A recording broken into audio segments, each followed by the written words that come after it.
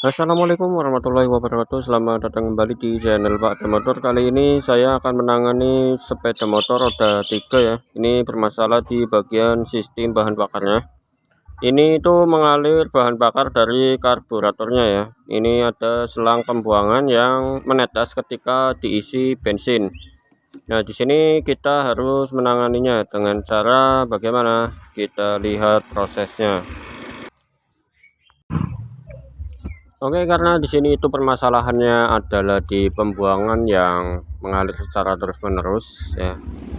Di sini kita lakukan proses pembongkaran pada bagian karburator. Ya, kemungkinan ini ada kotoran-kotoran yang menyumbat di area jarum pelampungnya ya, ataupun saluran bahan bakar yang menuju ke bagian karburatornya. Oke, kita bongkar pada bagian komponen ini di karburator ya. Dapat kita lihat ya, karbunya ini sangat kotor dan kemungkinan di dalamnya juga itu sudah sangat kotor ya. Yang pertama kita lakukan pembuangan bahan bakar yang ada dari bagian tangki karburatornya. Terus kita buka baut-baut yang dari tangki karbunya. Ini dibuka bautnya, ada 3.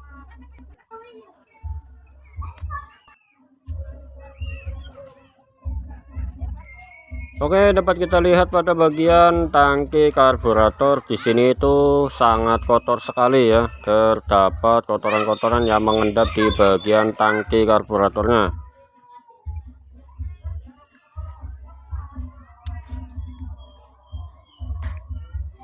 Selanjutnya adalah proses pembukaan pada bagian jarum pelampung dan pelampungnya. Begini untuk prosesnya untuk membuka pada bagian jarum pelampung. Kita congkel dengan bagian komponen ya, pakai piting ya, ataupun apalah ya, jarum ataupun apa, biar bisa keluar. Terus di sini jarum pelampungnya dapat kita lihat ya, di tempatnya itu ada kotoran yang menghambat. Jadi kotoran inilah yang akan mengakibatkan jarum itu tidak akan bisa menutup rapat secara sempurna.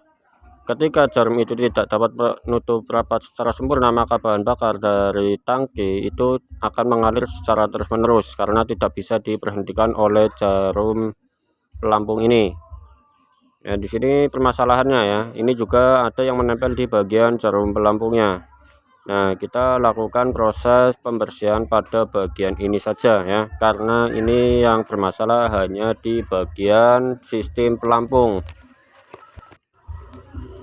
Dan kita lakukan pengecekan pada bagian ini tangki ya. Ini tangkinya sudah menggunakan dirigen ya, karena tangki yang aslinya itu sudah berkarat ya, sudah tidak bisa dipakai lagi, maka digunakan dirigen sebagai penggantinya. Oke, kita lakukan proses pembersihannya seperti ini. Kita lakukan semprotan dengan menggunakan karbu cleaner. Di sini kita semprot, kita bersihkan dan semprot dengan menggunakan kompresor ya, udara bertekanan tinggi. Dan lalu kita gunakan itu cotton bud ya, menggunakan kuping buat melakukan pembersihan pada bagian area lubang jarum pelampungnya. Karena dengan menggunakan ini itu akan lebih mudah untuk melakukan pembersihan di bagian jarum pelampung ya, ataupun kedudukan dari jarum pelampungnya dengan menggunakan cotton bud. Oke, dapat kita lihat di sini udah bersih dan kita tinggal lakukan proses pemasangan kembali di komponennya. Oke, setelah udah dibersihkan tinggal pasang, tutup lagi di bagian karburnya itu kita bersihkan juga ya. Dapat kita lihat kotorannya itu mengendap di bagian komponen ini. Dapat kita lihat warna dari bagian ini itu sangat pekat ya, coklat, kotor sekali. Dan kita cek pada bagian pompa akselerasinya ya. Ini ada pompa akselerasi buat ketika kita melakukan gas spontan, dia itu akan menambahkan bahan bakar agar tenaga mesin itu bisa lebih baik ataupun lebih bertenaga ya. Di sini pada sistem itunya itu masih bagus ya untuk pompa akselerasinya. Dan kita lakukan pembersihan pada bagian tangkinya ataupun dirigen yang digunakan untuk menampung bahan bakarnya.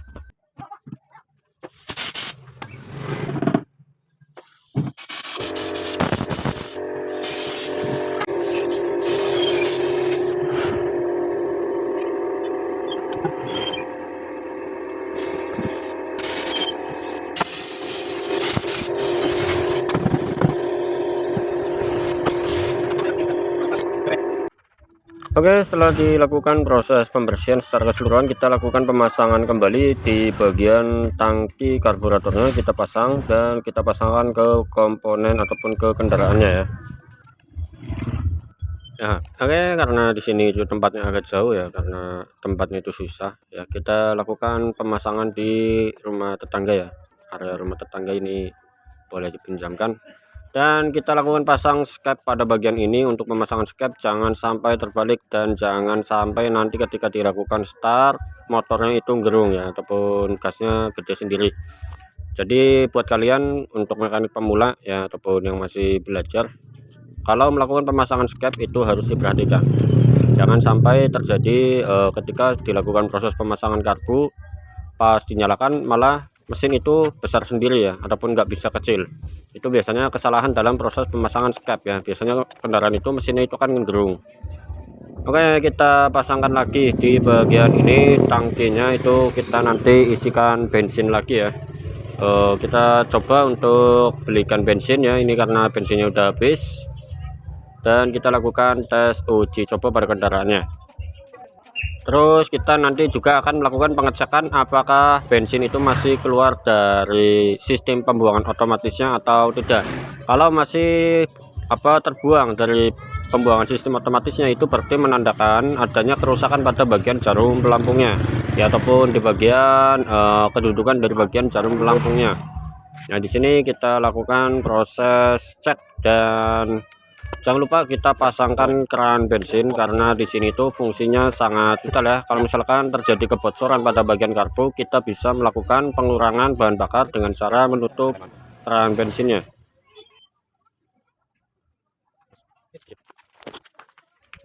Oke, kita isi bahan bakarnya. Ini yang punya kendaraan ya, sedang mengisi, dan kita coba tes untuk melakukan pengujian ya. Oke, kita sudah buka pada bagian keran dan ternyata pada sistem pembuangan otomatisnya itu tidak keluar ya, ataupun sudah rapat dan tidak terbuang lagi bahan bakar yang ada dari bagian karburatornya. Kita tutup pada bagian ini, tutup tangkinya ya.